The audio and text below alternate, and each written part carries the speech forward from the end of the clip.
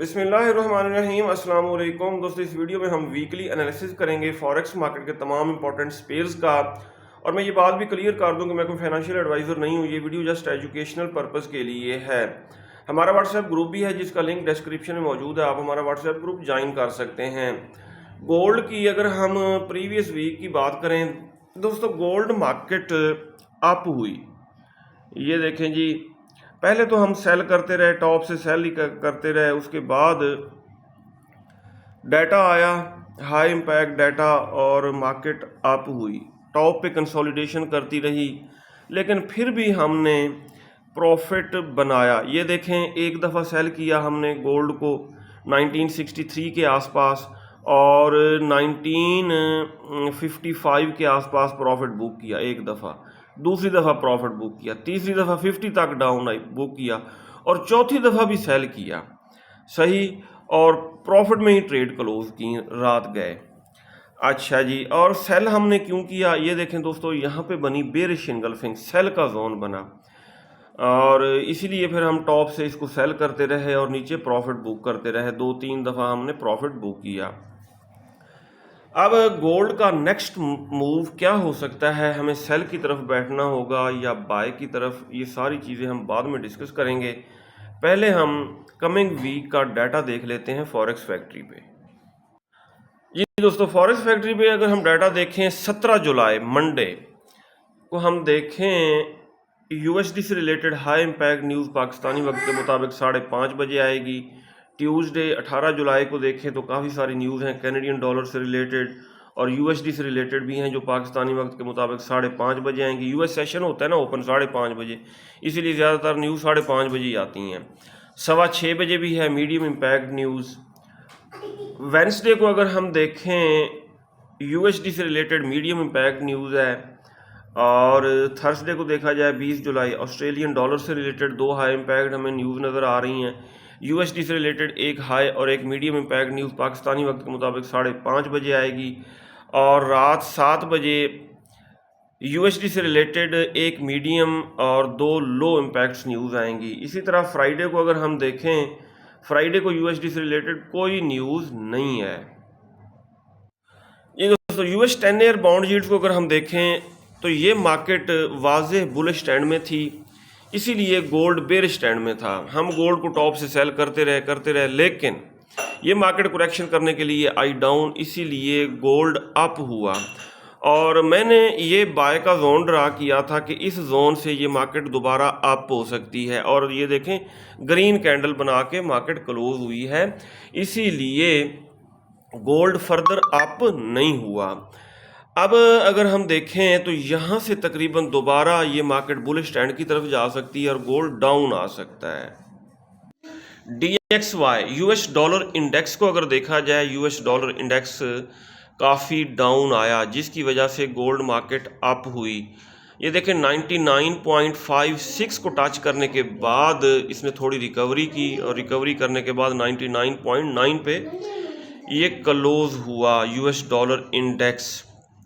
US dollar index दोस्तों further up हो सकता है, जिसकी वजह से गोल्ड पहले तो आएगा डाउन, लेकिन ये अप हो के दोबारा डाउन आ सकता है। अगर हम W1 के टाइम फ्रेम में देखें, एक मिनट जी, हाँ जी, ये थोड़ी रिकवरी करने के बाद दोबारा डाउन आएगा और वाज़ेह बुलिश स्टैंड में यहाँ से आएगा। ये देखें, ये 61.8 का लेवल जो है ना फिबोनाची का, वो तकरीबन ये 200 का मूविंग एवरेज, यहाँ पे डबल कंफर्मेशन है। ये तकरीबन 98-97 लगा के फिर वाज़ेह बुलिश स्टैंड की तरफ चला जाएगा, और गोल्ड मार्केट फिर बेरिश स्टैंड में चली जाएगी लॉन्ग टर्म के लिए 1600 की तरफ, 1800 और 1600 की तरफ चली जाएगी।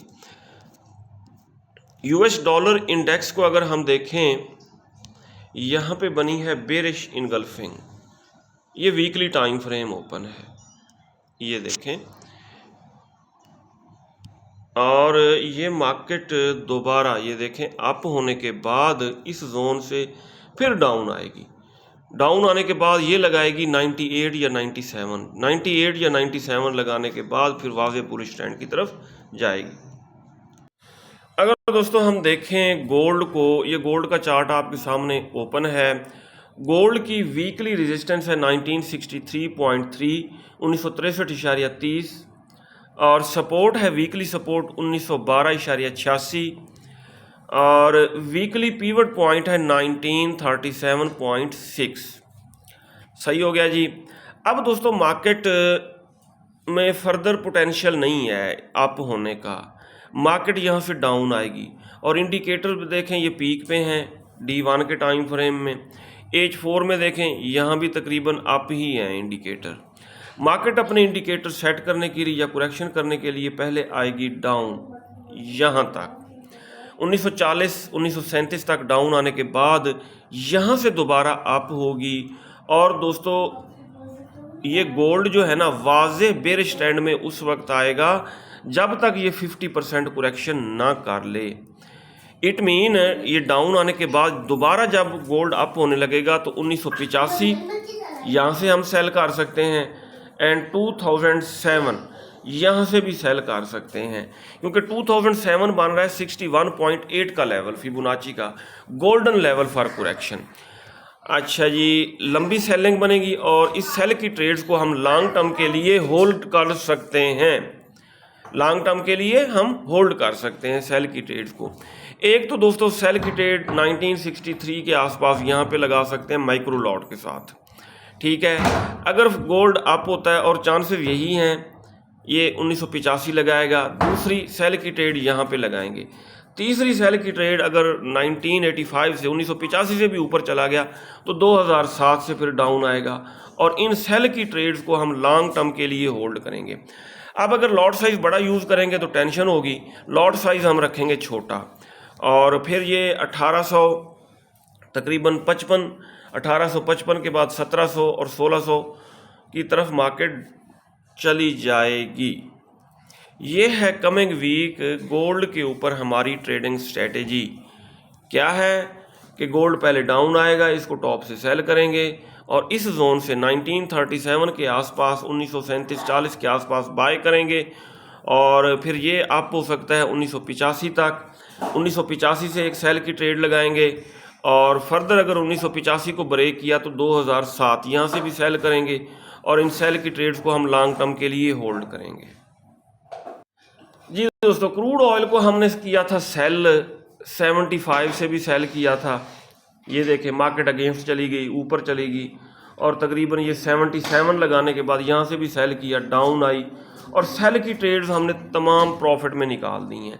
अब ये बुलिश इनगल्फिंग बनी हुई है, बाय का जोन बना हुआ है, क्रूड ऑयल यहाँ से अप भी हो सकता है, सही है, और ये बाय का जोन है। दूसरा बाय का जोन इससे नीचे है, ये तकरीबन बन रहा है, अगर हम देखें कर्सर की मदद से 74, ठीक है, 75 के आसपास माइक्रो लॉट के साथ बाय करेंगे, 74 से भी बाय करेंगे, और मार्केट के अप जाने के ज़्यादा चांसेस रहेंगे।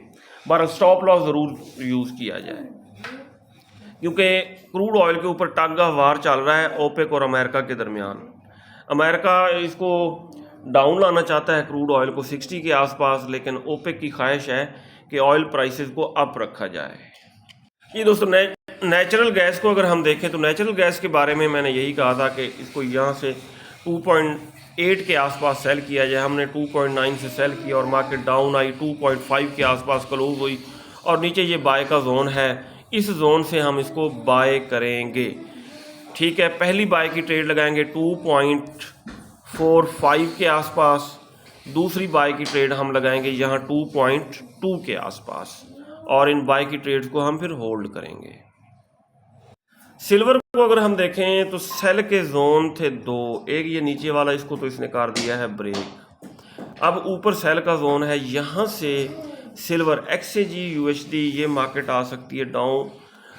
वीकली टाइम फ्रेम में देखा जाए, ये देखें दोस्तों, ये बेरिश इनगल्फिंग बनी हुई है, सही है। हम माइक्रो लॉट के साथ ये मार्केट क्लोज हुई है 24.9, ठीक है। यहाँ से 25 के आसपास भी सेल की ट्रेड एक लगाएंगे, और दूसरी सेल की ट्रेड 25.50, तीसरी 26 के आसपास लगाएंगे, और इन सेल की ट्रेड्स को लॉन्ग टर्म के लिए होल्ड करेंगे।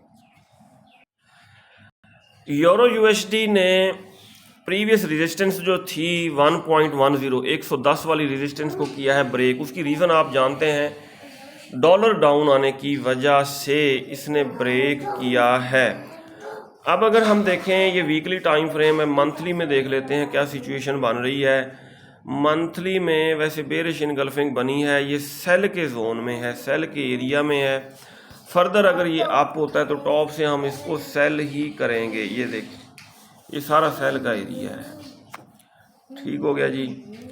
और अगर ये अप होता है यूरो यूएसडी तो हम इसको टॉप से सेल करेंगे। सेल फंस गई निकल जाएगी, बाय फंसी तो फिर उसने नहीं निकलना जी। दोस्तों पाउंड भी अप हुआ, GBP USD great Britain pound up हुआ डॉलर डाउन आने की वजह से, डॉलर सस्ता होने की वजह से। और इसके ऊपर अब हमारी ट्रेडिंग स्ट्रेटेजी क्या होनी चाहिए दोस्तों। ये टॉप पे बेरिश इनगल्फिंग बनी है, ये डोजी टाइप कैंडल को कंसेक्टिव 2 रेड कैंडल्स ने इनगल्फ किया है। ये बन रहा है सेल का जोन और इस जोन से हम पाउंड को सेल करेंगे लॉन्ग टर्म के लिए। ये देखें लॉट साइज छोटा रखेंगे, खुदा न खास्ता मार्केट हमारे अगेंस्ट अगर चली भी जाती है तो टेंशन हमें नहीं होगी जी। दोस्तों NAS 100 को देखें तो ये मार्केट वाज़ेह बुलिश ट्रेंड में है। ये है इसका लो 10,494 तक जब ये डाउन आई थी तो हम ये सोच भी नहीं सकते थे कि ये कभी बुलिश ट्रेंड में जाएगी, ठीक है। अब देखें ये मार्केट अप ही जा रही है। इसको अगर हम देखें वीकली टाइम फ्रेम में, वीकली टाइम फ्रेम में दोस्तों बुलिश इनगल्फिंग बनी है और इस जोन से ये फर्दर अप हो सकता है NAS 100 और इसको हम ग्रीन कर देंगे क्योंकि ये बाय का जोन है। डन कर दिया। अब आ गए हम डेली टाइम फ्रेम में। डेली में क्या सिचुएशन बन रही है। डेली में भी दोस्तों बुलिश इनगल्फिंग एक और बनी है। एक मिनट बेटा, अच्छा जी, यहाँ भी एक और बुलिश इनगल्फिंग बनी है। ये देखें ये बाय का जोन बन रहा है। अगर ये आता है डाउन तो यहाँ से इसको दोबारा बाय किया जाए, ठीक है। और यहाँ पे एक ये देखें बेरिश इनगल्फिंग फेल्ड भी बनी है और 2 बुलिश, हाँ जी, बुलिश इनगल्फिंग्स बनी है। ये स्ट्रांग बाय का जोन है। हॉरिजॉन्टल लाइंस लगाएंगे, एक ये लगा ली, एक और लगाते हैं, ये दूसरी हो गई। 15,285 से लेके 14,954-55 ये बाय का जोन है। मार्केट अपने इंडिकेटर सेट करने के लिए डाउन ज़रूर आएगी, करेक्शन करने के लिए इसको डिप से बाय किया जाए। अगर H4 के टाइम फ्रेम में देखें, हाँ जी, H4 के टाइम फ्रेम में भी यही सिचुएशन बन रही है, लेकिन बाय की जल्दबाजी ना की जाए। बिल्कुल यहाँ से 14,955 के आसपास इसको बाय किया जाए। ये दोस्तों अगर हम US30 को देखें, US30 मार्केट भी अप हुई। डॉलर सस्ता होने की वजह से ये तमाम मार्केट्स अप हुई हैं। और अगर हम वीकली टाइम फ्रेम में देखें, वीकली टाइम फ्रेम में टॉप पे मार्केट कंसोलिडेशन कर रही है। डेली टाइम फ्रेम में देखते हैं तो ये बाय का जोन है, बुलिश इनगल्फिंग बनी हुई है। इसके ऊपर हम ये रेक्टेंगल ड्रा करेंगे, ये बाय का जोन है। अब जहाँ पे ओवरलैपिंग हो रही है ना जोन्स की, वो HLZ है, हाई लिक्विडेशन बाय का जोन है। ये हमने लगाई और दूसरा ये है HLZ हाई लिक्विडेशन बाय 33,840 से लेकर 33,720। यहाँ पे जब मार्केट आने के बाद अप होने लगेगी तो हम इसको बाय करेंगे।